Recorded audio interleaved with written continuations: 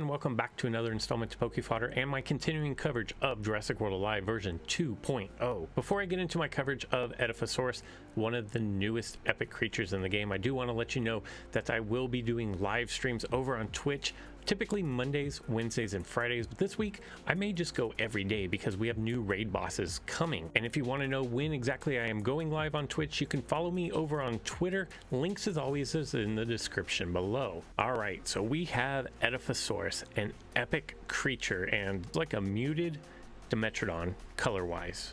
Doesn't look bad, just a lot of muted colors here. This one has been boosted up just a little bit for raid battles, and I will show you some videos on raid battles if I haven't already posted those, but this is also level 30, so don't expect your stats to be the same as this one. In fact, I'm going to go ahead and delete out these stats so you can see what it's like just with no boost at level 30. Now that that is out of the way, let's talk about one of two new epic creatures, and this one is going to be Edaphosaurus. Now my creature is at level 30, which is going to be a little bit higher than the stats that you typically see, but this is what I have to work with.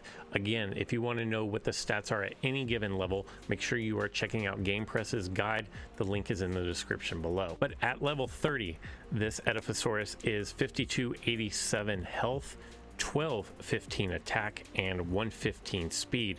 That is combined with a no armor and a 20% crit chance. It does have a legendary hybrid, so keep that in mind. Whenever that video goes live, I will put a card here so you can check out that video as well. But let's look at the moveset. The first ability is Persistent Ferocious Strike. It's going to cleanse damage 50% for 2 attacks lasting 2 turns, and it's going to target the lowest HP with a 1.5 times attack, it looks like. That may not be right since I just changed boost out of this, but it looks like 1.5 times. Oh, and it is, because persistent gives you 50% more, so it is actually right there. Fierce Impact is going to cleanse vulnerable. By being a Fierce Impact move, you know that this is a fierce creature. That means that it is going to have a type advantage over resilient creatures, but be deficient against cunning creatures. Fierce Impact is going to cleanse vulnerable. It's going to target the lowest HP, remove taunt, remove shields, and attack. I'm really not sure what that is. That actually looks more like 1.5 times. It's going to bypass armor with a 1 cooldown. Moving on to the final attack is going to be Fierce Rampage. Again, it's going to cleanse vulnerable. It's going to target the highest HP. It's going to remove taunt, remove shields, attack 2734. These numbers seem completely off because I would have thought it would be like 2430 as a rampage for 2 times, and it's going to bypass armor, a cooldown of 1 and a delay of 1. My guess here is because I did have boost into this creature that maybe these stat numbers have not quite reset. Maybe if I back out and then come back in, it'll reset. But the Persistent Ferocious Strike, I believe, is 1.5 times. The Fierce Impact is a 1.5 times move, and then the Fierce Rampage should be a 2 times move. Resistances are 100% to stun, 100% to damage over time, 100% to vulnerable, 100% to speed decrease. Additionally, we have 75% resistant to swap prevention, and then 50% reduction in crit, 50% resistance to distraction, and 50% resistance to rend. And just for clarification, I backed out of the creature screen and then came back in, and you can see the attack stats have changed down to Persistent Ferocious Strike, 1 times attack.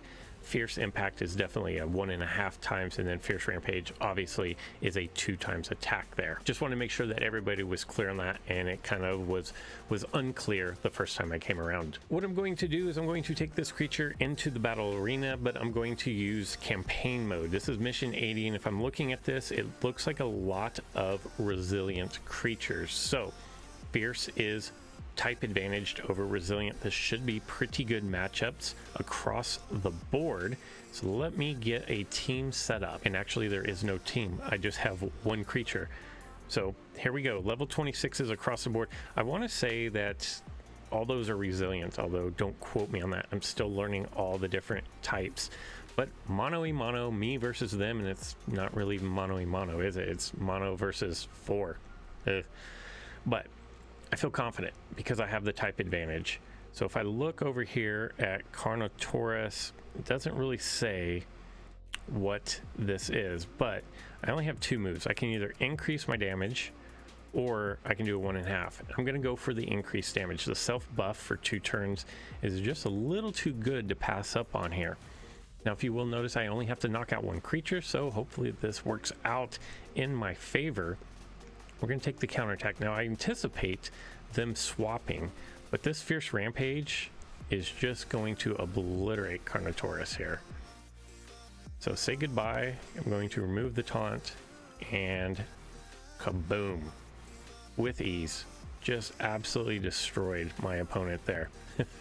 But there you go. That is going to be a quick little look at, what is this? Which one is this? Edaphosevi? No.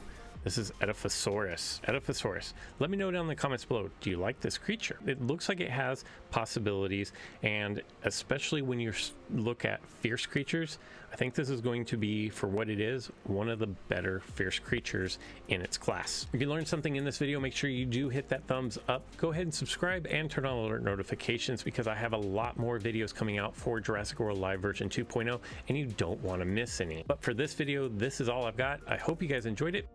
And until next time.